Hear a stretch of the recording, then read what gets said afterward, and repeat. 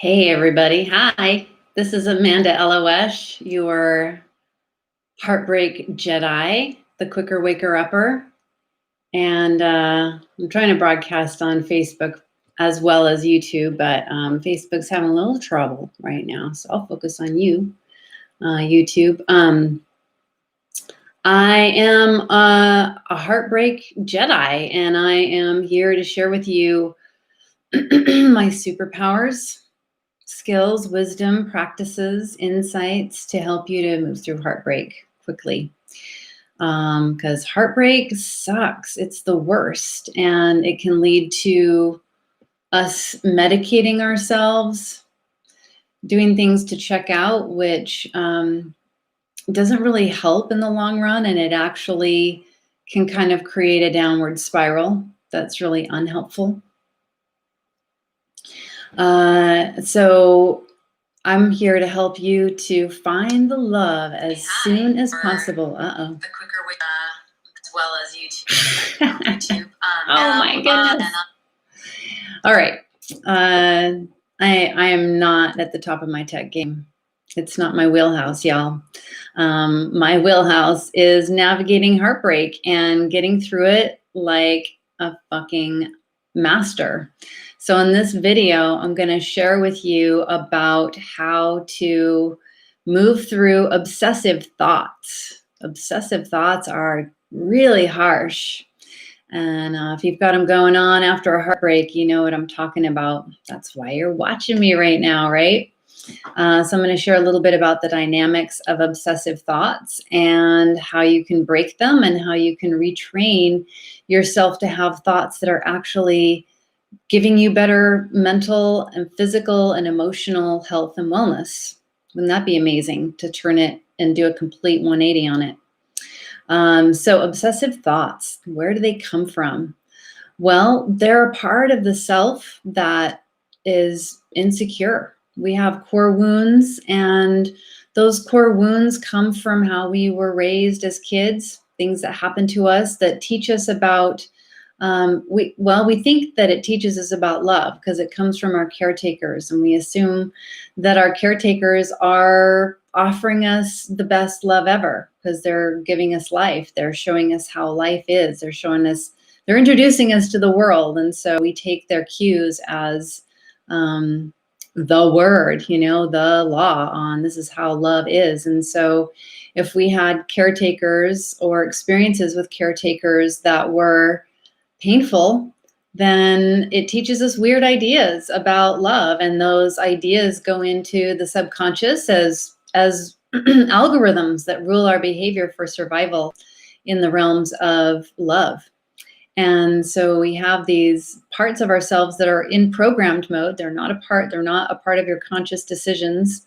They're impacting your conscious perceptions and decisions, but they're operating below the conscious surface, and they control a 90% of our decisions and our thoughts and our behaviors. So it's a BFD that they have that impact. And so when we get into relationship with people as grown-ups on a subconscious level, we are seeking out familiar patterns that we learned about love. Like, this is what love is. This is how I do it. This is what I'm supposed to be doing. And this is who's supposed to be in my life. And so if we had dysfunctional examples of love, then guess what? We're attracted to the dysfunctional people. And then what happens is that child part of us that was reliant on that caretaker to take care of us and teach us about love, that part of us kind of gives itself away and attaches to this other being as a source of like spiritual food, if you can imagine, love food.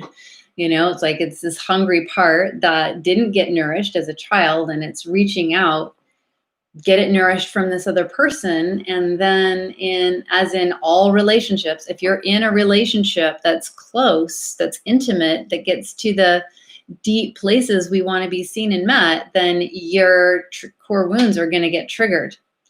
And so when that happens, that little part that was extended out beyond the self and giving power away and having this expectation of being fed and nourished and cared for outside of the self, now it's injured and it's in need of care and love. And guess what? Its instinct is to do.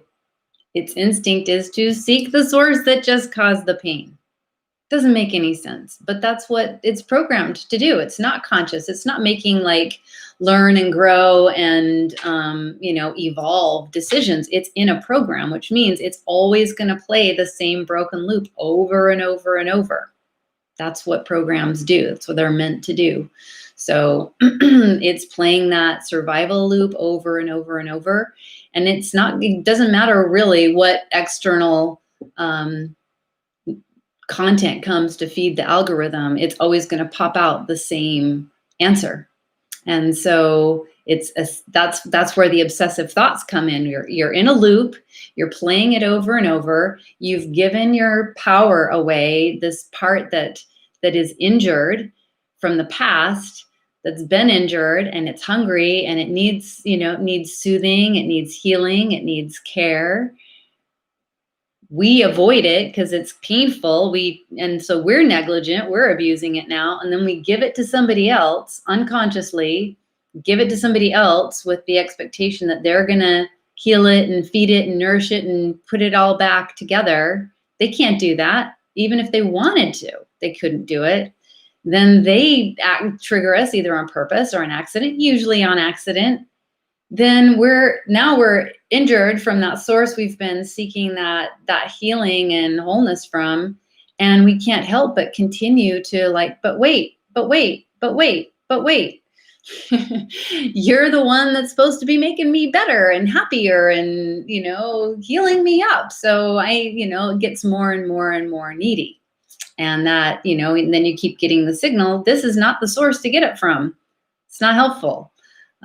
So that's about the dynamic of the obsessive thoughts after a breakup. And so the solutions are, well, at the core, the real deep long-term solution is to go in and address the subconscious patterns that are causing that algorithm, that program, to take control of your thoughts and your feelings and your decisions and your behaviors. So that's the long-term one, and that's my wheelhouse as well. It's what makes navigating heartbreak so easy for me, relatively, because I know how to work with my subconscious to make it an enjoyable, joyful experience that I'm grateful for. Yeah, that's true. It's true.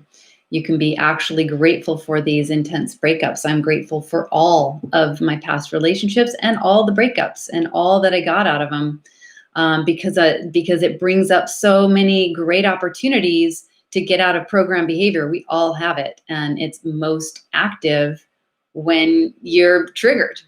And so if you know how to shift it, then it's an amazing upgrade. But not a lot of people know how to do it. And even if you do know how to do it, doing it for yourself can be tricky.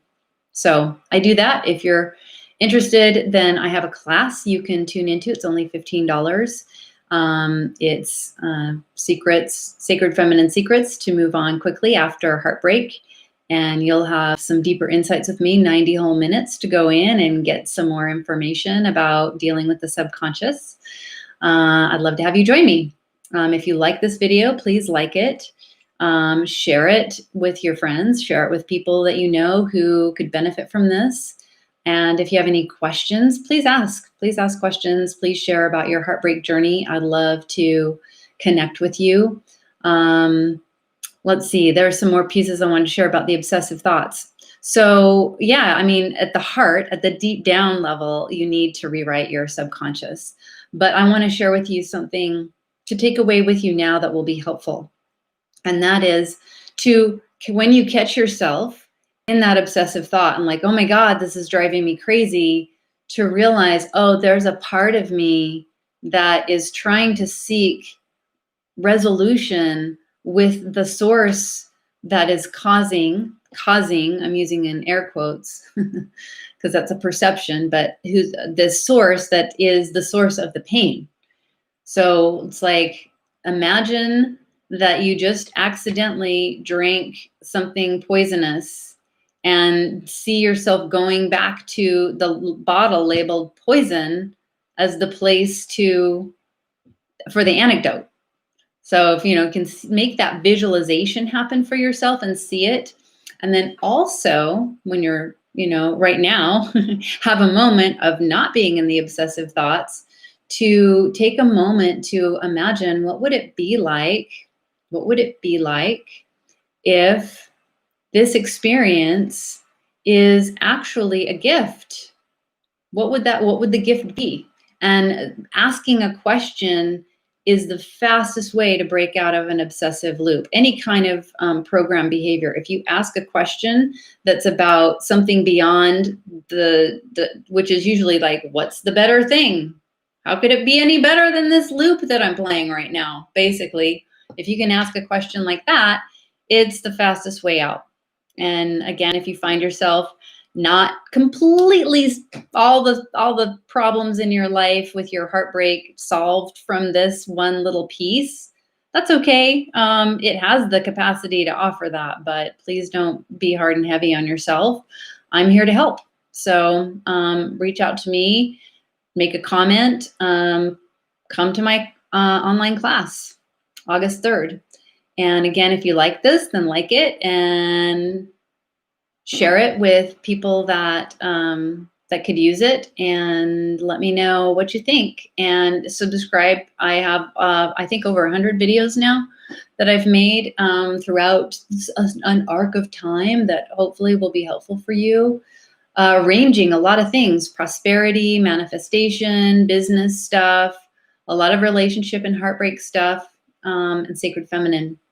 And thanks for joining in. And until next time, Heart Jedi, the Heartbreak Jedi, till the source, may the source be with you.